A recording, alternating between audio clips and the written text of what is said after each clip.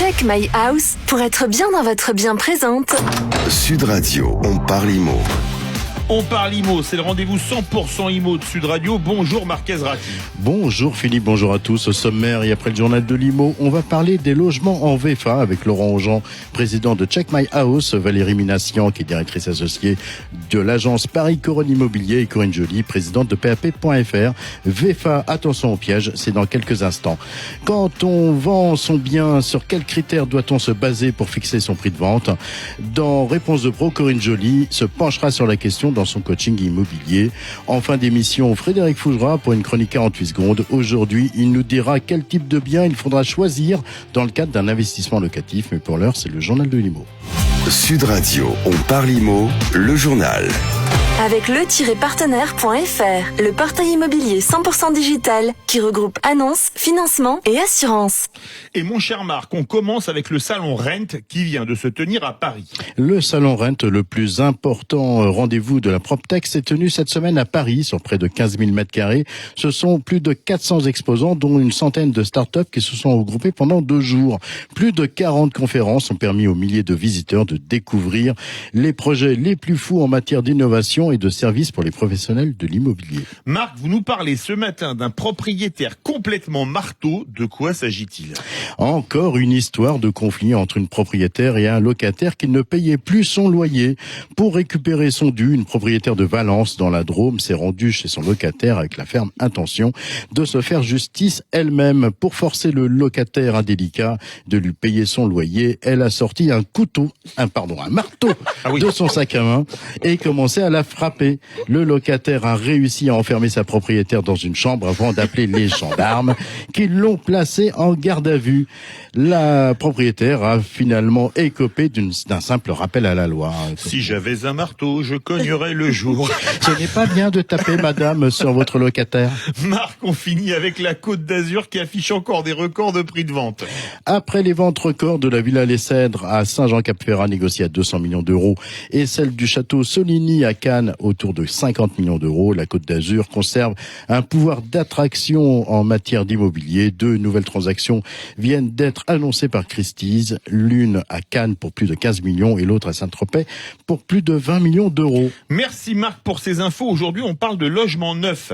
Oui Philippe, absolument. Aujourd'hui, dans On parle IMO, on parle logement neuf. VFA, attention au piège. Pour en parler avec moi, Laurent Aujean, président de Check My House. Bonjour Laurent. Bonjour. Valérie Minassian, directrice associée de l'agence Paris Couronne Immobilier. Bonjour. Bonjour Marc. Et Corinne Joly, présidente de PAP.fr. Bonjour Corinne. Bonjour. Laurent, on commence avec vous. La VFA, c'est quoi ? Eh bien, la VFA, c'est l'abréviation de vente en l'état de futur achèvement ou vente sur plan. La VFA, c'est l'acquisition d'un bien immobilier non achevé. Et quel est l'avantage d'acheter en VFA ? Eh bien, vous bénéficiez d'un achat sans travaux à prévoir, des frais de notaire réduits, d'une meilleure performance énergétique, ce qui n'est pas souvent le cas dans des biens anciens, un prêt avantageux, possibilité de bénéficier aussi du prêt à taux zéro, une exonération de taxes foncières pendant 2 ans. Bref, tout est fait pour satisfaire les potentiels acquéreurs. Avec un achat sur plan, vous pouvez aussi, dès la construction, modifier certains aspects de votre bien, comme les cloisons, les portes, les différents matériaux pour les sols. On appelle ça des TMA, travaux modificatifs acquéreurs. Par contre, sachez que toute modification est payante et vous le payez très cher. Pour vous donner un exemple, voilà. Parce que vous aimez bien les exemples, Marc, je le sais. Pour faire déplacer 2 prises, vous réglerez la modique somme de 475 € environ. Ça fait cher la prise, n'est-ce pas Marc ? Absolument. Dites-moi Laurent, alors on a vu, il y a des avantages, mais il y a aussi des inconvénients. Quels en sont les principaux ? Oui, eh bien pour moi, il y a 2 principaux inconvénients. Dans un premier temps, c'est le retard de livraison, ce qui entraîne évidemment un surcoût, car il faut se loger, surtout quand on a déjà résilié son bail de location ou quand on a déjà vendu son bien. Lors de la signature chez le notaire, le promoteur donne une date de livraison approximative.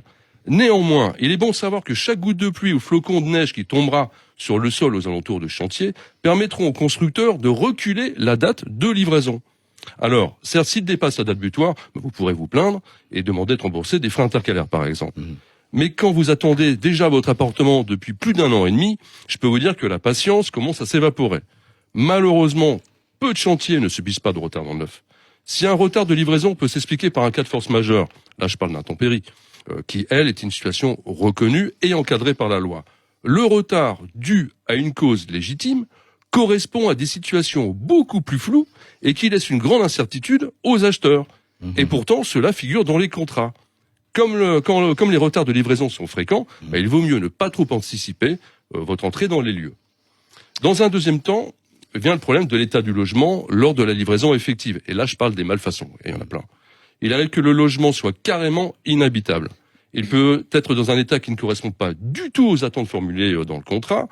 Et là, je parle d'une place de parking inaccessible, des fuites, des matériaux qui ne correspondent pas du tout au choix qui a été fait lors de la réservation. Et même des containers, c'est même les clients, à poubelles installés à quelques mètres de leur terrasse. Bonjour les odeurs. Vous avez la possibilité dans ces cas-là de consigner 5% du montant total du paiement afin de ne les verser que lorsque les réserves, au moment de la prélivraison, soient levées. Il arrive que certains promoteurs peu scrupuleux mettent la pression aux acquéreurs qui ne sont pas accompagnés par un expert et refusent de leur remettre les clés si les 5% ne sont pas consignés. Certains acquéreurs constatent parfois aussi, ça c'est très important, une différence entre la surface prévue et celle qui est livrée. Ce qu'il faut savoir, c'est que la loi autorise une tolérance de 5% au promoteur, ce qui peut entraîner une perte financière, quand même, majeure pour l'acquéreur. Donc mon conseil, c'est vérifier bien cette surface à la visite de pré-livraison, vu le prix du mètre carré. Avec Check My House, nous intervenons de plus en plus voilà, pour accompagner nos clients lors de ces différentes visites. Et nous traitons en ce moment des dossiers catastrophiques, notamment en maison Alfort. D'accord. Valérie Minasson, est-ce que vous voyez d'autres inconvénients de votre côté? Alors j'ajouterais, Marc, il faut bien s'assurer que l'appartement, surtout quand il est situé en premier étage, n'est pas situé au-dessus de la descente de parking, car sinon des nuisances sont à craindre. Et donc, effectivement, j'insiste, assister personnellement à la livraison du bien pour s'assurer de sa conformité à l'acte de vente. Effectivement, un exemple que j'ai vécu, un appartement 30 mètres carrés de terrasse, à la livraison, pas de terrasse. Donc, dans ces conditions, soit on se retourne contre le promoteur pour lui demander la réalisation de la dite terrasse, soit lui demander une réduction du prix. Donc, j'assiste encore une fois sur la présence indispensable à la visite de livraison. Alors, justement, Laurent Augean, c'est quoi ces visites ? Eh bien, vous avez dans un premier temps la visite cloison qui intervient 6 à 9 mois avant la livraison. C'est la première visite de votre logement VFA. Elle vous permet de vérifier la conformité des plans, des surfaces, du positionnement des cloisons et de la hauteur sous plafond. À ce stade, il n'y a normalement ni peinture, ni revêtement, ni porte, ni fenêtre. Ensuite, vous avez la visite de pré-livraison avec levée des réserves. Elle est très importante. C'est le rendez-vous qui précède la livraison finale. Cette étape qui aura lieu sur rendez-vous, qui est fixée par le promoteur, environ un mois avant la livraison, est très importante. Je viens de le dire. Nos experts vérifient le bien avant de faire notifier sur le procès-verbal tous les désordres constatés. Il est possible pour les petits désordres de les faire reprendre lors de cette visite par le promoteur, une petite reprise de peinture, d'enduit, etc.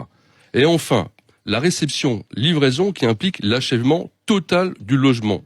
Nos experts sont encore une fois présents afin de vérifier que tous les éléments notifiés sur le procès-verbal qui est rédigé lors de la levée des réserves pendant la pré-livraison aient été mis aux normes et sont conformes à la notice descriptive que les acquéreurs ont signée. Laurent, est-ce que vous avez un dernier conseil à nous donner ? Avec plaisir. Mon conseil, ne négligez aucune étape de vérification qui commence dès la lecture du contrat de réservation. Et surtout, vous faites assister par nos experts qui vous accompagnent lors de ces étapes clés. Ce conseil peut paraître bateau, car tout contrat signé doit être lu dans le détail.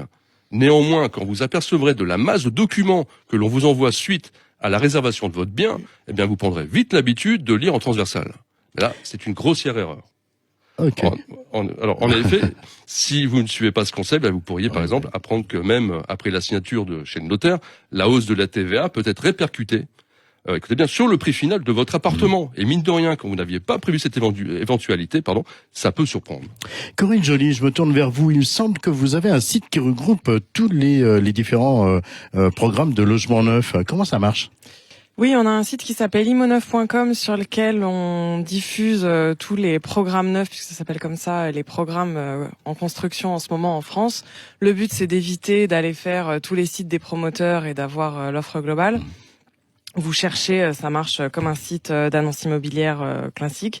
Vous cherchez une ville, une région, vous mettez votre budget, vous dites si c'est pour habiter ou pour investir, parce que le neuf, c'est aussi beaucoup pour de l'investissement. Il y a des dispositifs de défiscalisation qui vont avec, et vous aurez l'adresse du projet, des photos. Alors c'est des photos du projet, on appelle ça des perspectives pour vous rendre compte comment c'est. Et puis si jamais un programme vous intéresse, vous contactez le promoteur et il vous donnera les plans, etc. Enfin, toutes les informations pour savoir si ça vous va. Et où est-ce qu'il y a en ce moment le plus de programmes neufs en France ? Alors, il n'y a aucune surprise. Les promoteurs, ils construisent là où il y a de la demande, donc dans les marchés les plus dynamiques, et aussi là où il y a des terrains. C'est pour ça que, par exemple, à Paris, ils construisent pas grand-chose parce qu'il n'y a plus du tout de terrain. Mais du coup, la première région, c'est l'Île-de-France. En ce moment, nous, on a 1500 programmes sur l'Île-de-France, donc il y a beaucoup de constructions en banlieue parisienne. La deuxième région, c'est le Rhône-Alpes, avec évidemment toute l'agglomération lyonnaise, mais aussi Annecy, etc. Et puis en troisième position, c'est Provence-Alpes-Côte d'Azur. Donc vous voyez, il y a aucune surprise. L'immobilier, c'est un peu toujours les mêmes régions qui reviennent, et dans le neuf aussi. Merci Corinne Joly, merci Laurent Augean, merci Valérie Minassian. Donc on le voit, acheter en VFA, il y a des avantages indéniables, mais il y a aussi des inconvénients qui peuvent vous pourrir la vie. On parle IMO, mon cher Philippe, on va marquer une petite pause et puis... Parce qu'une pause s'impose. Voilà, parce qu'une pause s'impose et on retrouvera... Je crois qu'on l'a déjà faite, réponse celle-là. de trop juste après. Le comique de répétition, ça marche toujours bien. D'accord.